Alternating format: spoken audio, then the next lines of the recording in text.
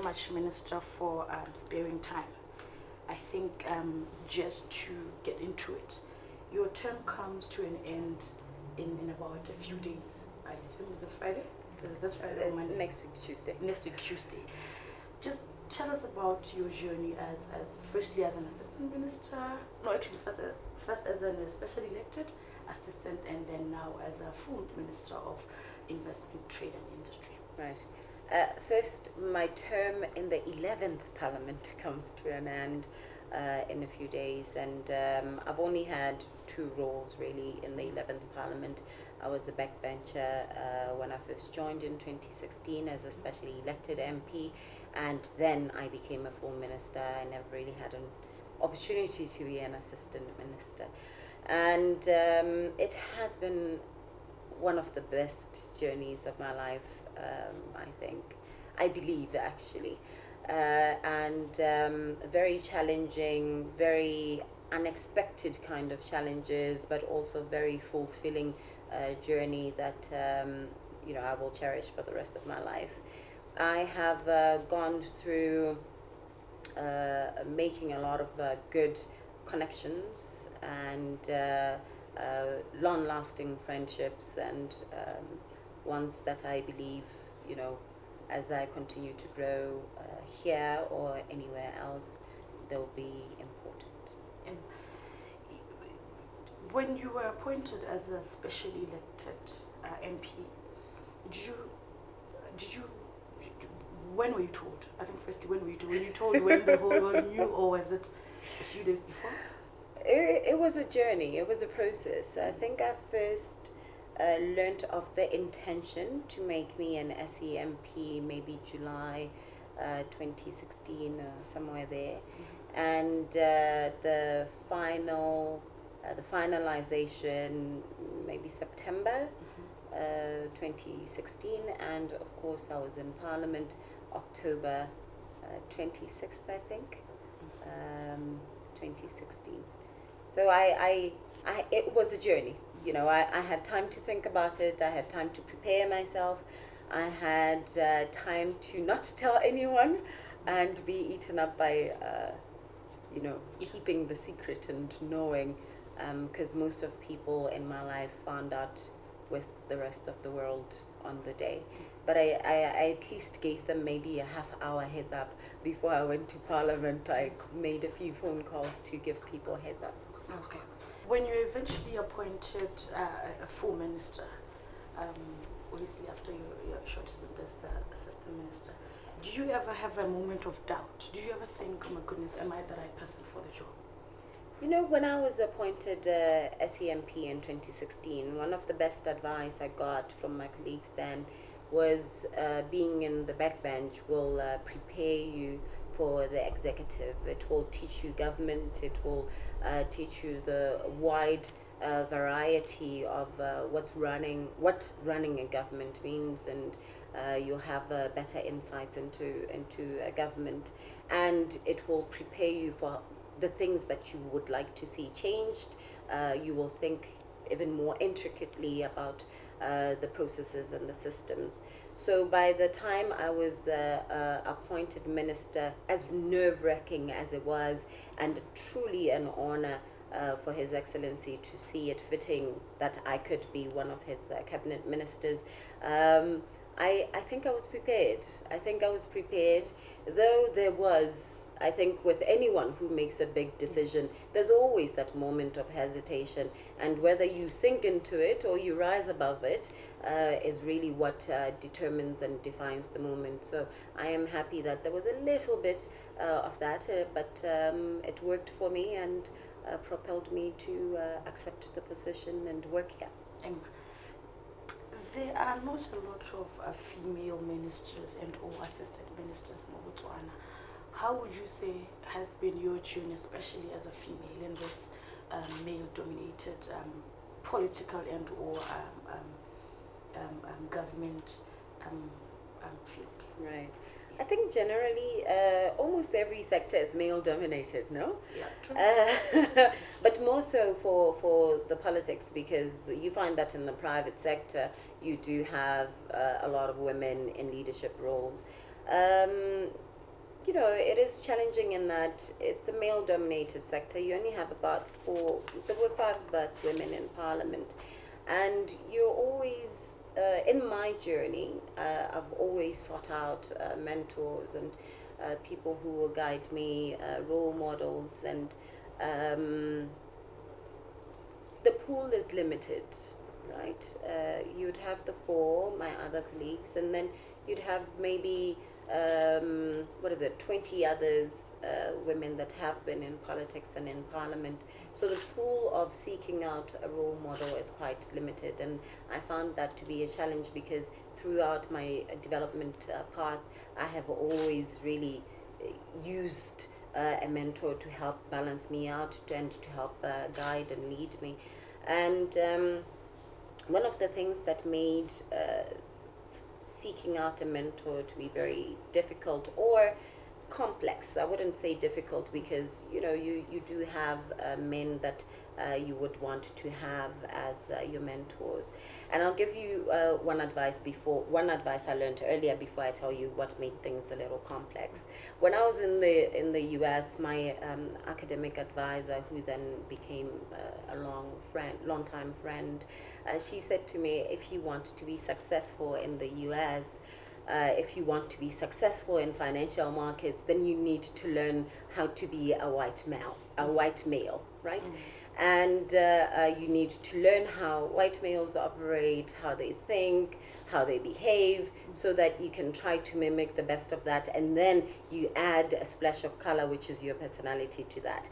Then it is like a winning combination if you do it that way.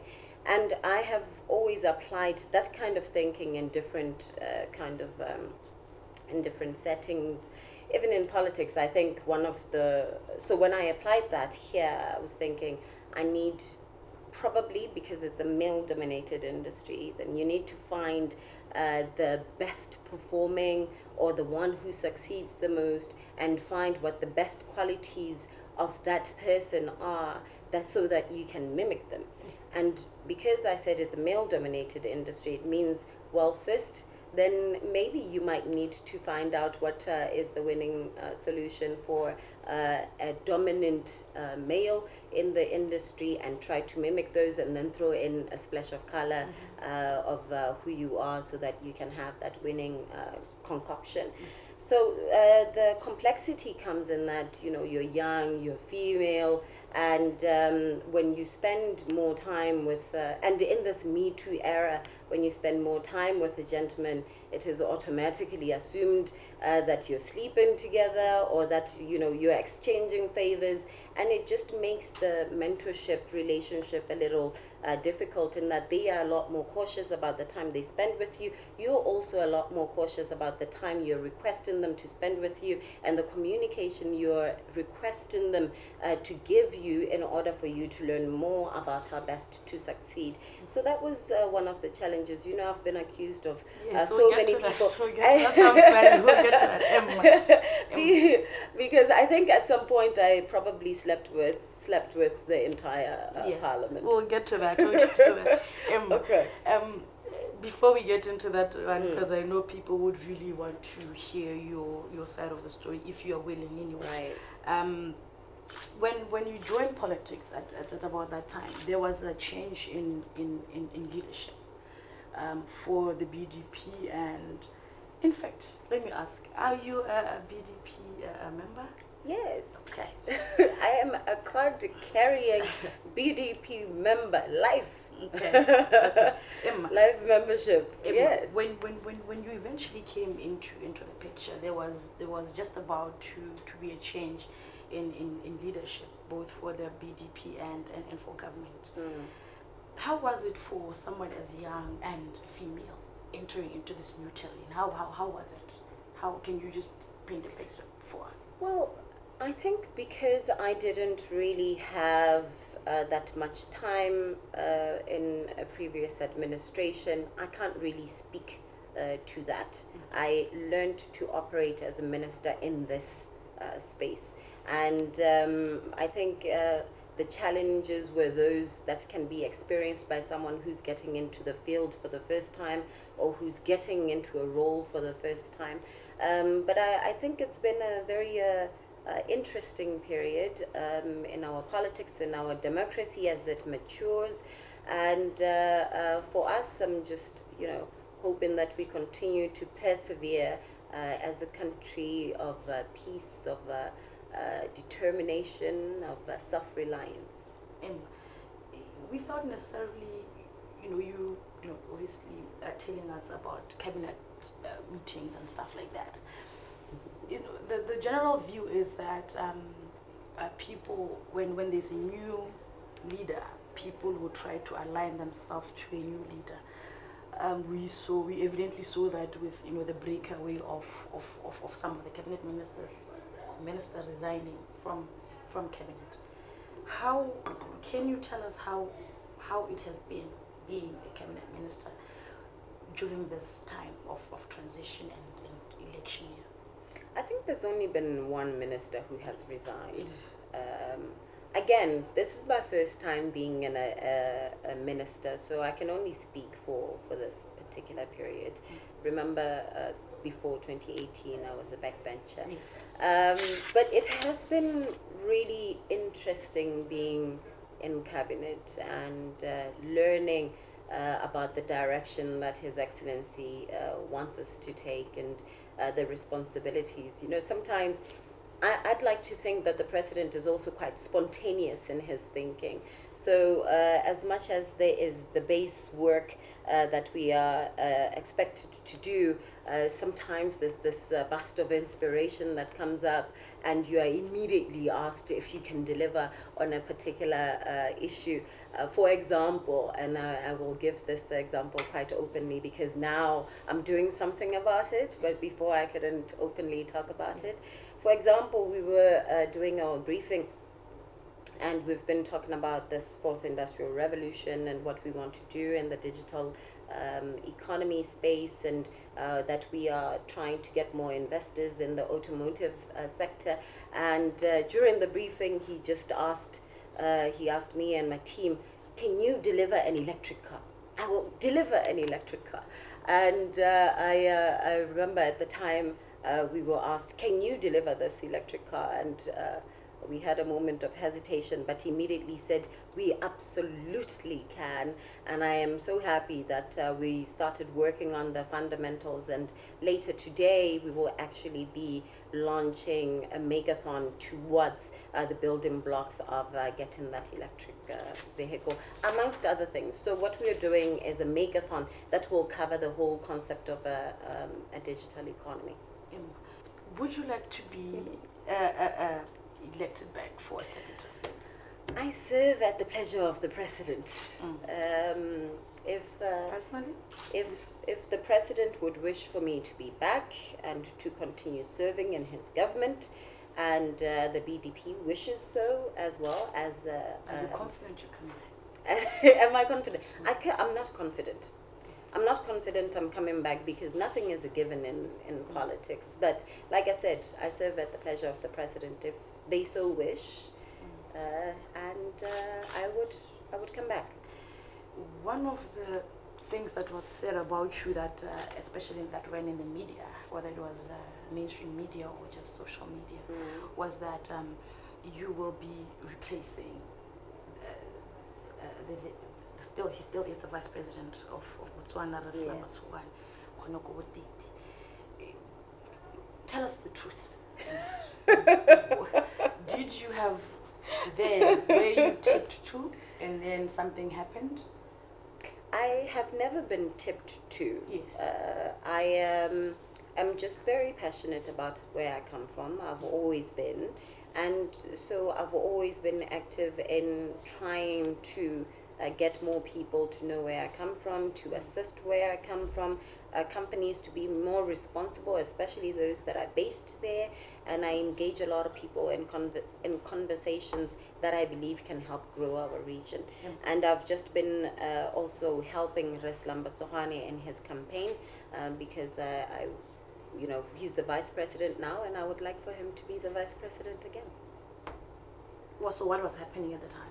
What was the truth of the matter? Were you going to challenge, and then somehow you were told, because I know the BDP has this thing of of sacrifice. I know somebody, and there was one gentleman in Good Hope who decided to, okay, no, I'll step aside and let somebody else take over.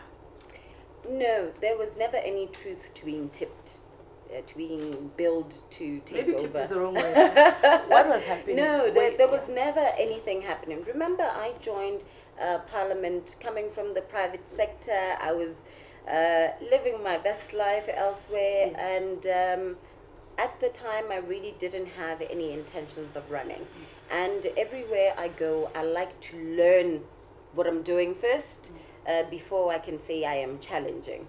You know, I spent 5 years, I believe, at eConsult doing my job before I asked if I can start making a lot more money and being a partner, you know. And I believe in that. I think I need to learn so that when the time comes, when the time is right, I know I am prepared and I'm not fumbling.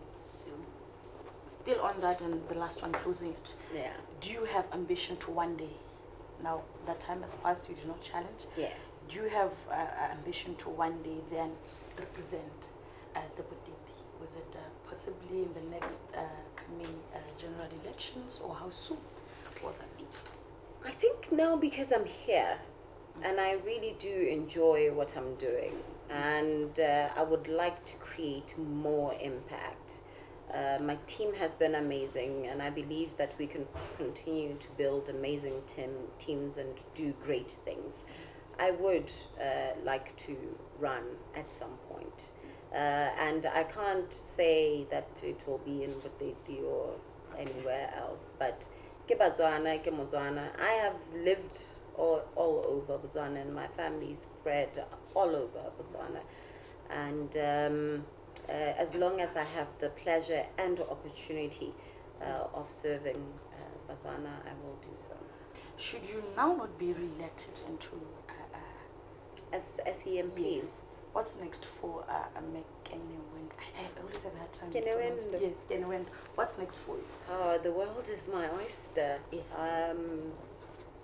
So many things could be, but I am not focusing on that because you know, I am focusing on what I'm doing now. I am focusing on delivering on the things that I have been assigned to do, because one of my mentors has always said to me, victory is only for the focused and for the certain. So I need to focus here to ensure that we are victorious in what we want. And then if it happens that I'm no longer here, then I can start thinking about what the opportunities are there. But you know, I have created such a fantastic network that I believe I will land on my feet. Okay. Like I said, there was a lot of rumors spread around, especially about your private life. People were interested in knowing what it is that you do besides, you know, you go to work at the ministry. One of them, firstly, was that you spent a lot of time with Honorable Minister Thapelo Olope. Was the association, was it personal beyond work, or was it just work? Just tell us about it. I have known Olope for quite a bit of time. I think, what was it, 2014 maybe? Right after the elections? No. When he became Minister of Youth. Because I was the chairperson of the youth sector of Business Botswana. And when he became Minister of Youth, then we started engaging quite a bit on the issues. You know, we managed to get a couple of reforms through, like consideration for tendering that there be reservations for young people and so forth. A whole plethora of issues that we worked on then. So we struck up a very good working relationship then. So when I became SEMP, Olope, amongst, I think, Re Mogaila and Re Tsohwane, who else had I known? They were people that I had known before, the faces that I recognized from before I joined Parliament. And you know how it is, when you walk into a room full of strangers, you start looking around, and when you see familiar faces, you tend to gravitate towards those familiar faces. And Rolopeng was, I think, the first person I actually met when I was made before I went to Parliament to be made SEMP. And so we continued with the good working relationship that we had from before. And he actually also helped to, help me enter into this whole being a member of Parliament and the political space. So he really became a good friend and a mentor. Okay. But I also think it was quite unfair for a gentleman like him to then, our relationship and mentorship, as I was saying earlier, to then be referenced into anything else. Do you ever talk about it? You and him, do you ever talk Yes. about it? Yeah. Oh, of course we did, because, you're talking about someone who has an entire family. What are the implications of that on his life, and what are the implications of that on my life? Fortunately for me, I didn't have an entire family that I needed to respond to, other than my parents and, my nieces who I live with. But people don't understand the gravity that such insinuations can have on people's private lives. But that said, he's a strong fellow. and I think he handled the issue quite well. He used to also even advise me that, this is part of politics. You don't let it get to your head. You need to remain focused. If there's something that you still want to do, you have to be focused on what you want to do, because people will always talk. It might be me today, and sure enough, it will be another person tomorrow, and it surely has been that way. Closing that one off, obviously, because you are in the public space, people would obviously talk, and it's fine. But of all the things that have been said about you, whether true or not, which one gave you sleepless nights? Everything that... Right. I was going to take a bit of a moment to think about that, but I think the insinuation that women can only become something if they sleep with a man, or if a man allows it or permits it, is completely wrong, and it bothers me. It doesn't bother me for me, because I've grown to have a thicker skin, so it's fine, and it's part of the game and the journey and all of that. But what bothers me is the young girls that are looking up to me and many other women, and hearing constantly that they have to give it up in order for them to be successful. I think that notion really limits girls from dreaming big and thinking that they too can break the glass ceiling. And one of the... It didn't bother me before till a few weeks ago. I visited a group of young people, and this young lady really asked me, why haven't you responded to this before, And her... I think it was pain in her eyes that really caught me. Like, the guys at school were making fun of her, saying, oh, so you want to be Bogolo Kenewendo? Did you know that she's been sleeping with so-and-so in order for her to get the job? And she was trying to defend it. And in the end, they said to her, yeah, then you're going to need to sleep with me in order for you to do something. So it really hurt me that this young girl feels like she's put in a box or put in a corner over misconceptions, and I haven't addressed them. So I feel the need to now address them and say girls should be allowed to dream as well, because they, on their own volition, in account of of their own abilities, they too can break the glass ceiling. They too can achieve whatever their wildest dreams are, if they remain focused and if they do it. And I understand that people may not understand why I'm here or why another woman is a CEO, because remember, a society or a culture or people, even if it's just 5 people, if they do not understand how you went past the ceiling that they're trying to put on top of you, of course they're going to try to find negative things to say about you. Closing it, recently there was something circulating about you having lodged a complaint about a certain individual who made very serious allegations about yourself. Yes. And your relationship with the president. Yes. Tell us about that. Why did you see the need to, because it has been said all along, I mean, why did you see the need to now then lodge a formal? It was after talking to this young girl. Again, because I had never responded to it and I didn't care to respond to it, but I realized that it wasn't just about me. So you knew that people were... Yeah, I've known this since... did you have a conversation with the president about it? I have known this. I would like to leave him out of it. I have always kept it to myself. Again, it's part of what we do in the public eye.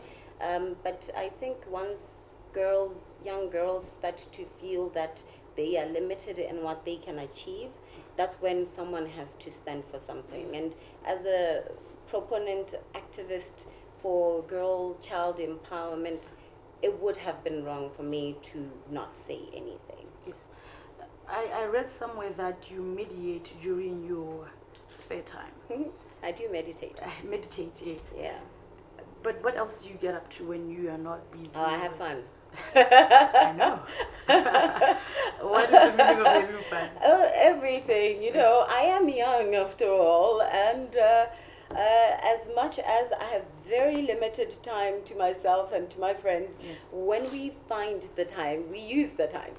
Yes. Okay. We will travel, we will both domestically and internationally, and we will enjoy ourselves and make sure that we live a little. What will you be up to this Friday when the voice comes to the... I will be in Orapa and Gumaha because His Excellency has a khotla meeting there, and then I will be in Buteti for the rest of the weekend. Okay. One last thing, we are going into the elections next week, Wednesday, general elections. What message do you have both to Botswana, because it's a very tense time? Yeah. There's a lot of propaganda, if you may, for lack of a better word, that is going around. But at the end of the day, like you say, like I think you said, that this is our country and we need to protect it. So what message do you have, firstly to Botswana, as well as the youth, because obviously they do look up to you? Right. I think it's important that as we go through our elections, we remember why we're doing this to begin with and where it started, the journey of independence, the journey of democracy in Botswana. And I always remind people that democracy isn't new to us. The word might be Greek, but the tradition, the processes are part of our tradition. And peace has always been what accompanies the democracy and the tradition, and we need to safeguard that with everything that we have. And we need to ensure that whatever the outcome is, it's respected. It's a decision that Botswana would have made, and democracy would have prevailed, and so should peace and stability. Because the worst thing that could happen to this country is to see us regressing. And we're not moving forward. We are right now ambitious. We want to be a high income economy. We want to reduce inequalities, poverty, and all of that. And the worst thing would be to see a regression on all of those terms, and in the end having Botswana, falling into darkness and into the pits. So ke kopa hela gore Botswana jaaka ra go tlhopha re ipabalele re le batho mme re itse gore re babalela le lehatshe la rona. Ebe, of course, I cannot end the interview as a member of the BDP in good standing. We are but okay, you're going to cut no, it. we will not. I cannot and gesa kopela ma BDP tlhopho. Ke kopela re ke a go tlhopha ko Boteti West. Ke tabe ke le ko Motopi CJSS, and ke kopela re tsogwane tlhopho ko Boteti West. mme be ke kopela segolo bogolo re mogwetsi Eric Masisi Tlhopho gore a tswelele e le tautona ya mo Botswana, you know, leading the government that will be a BDP-led government. Yes. Oh, thank you very much. But you know what you didn't ask me? What did I achieve in Parliament? I just thought it was a boring question. I can't people will always say, but okay, fine. Let's ask. But as a backbencher, I think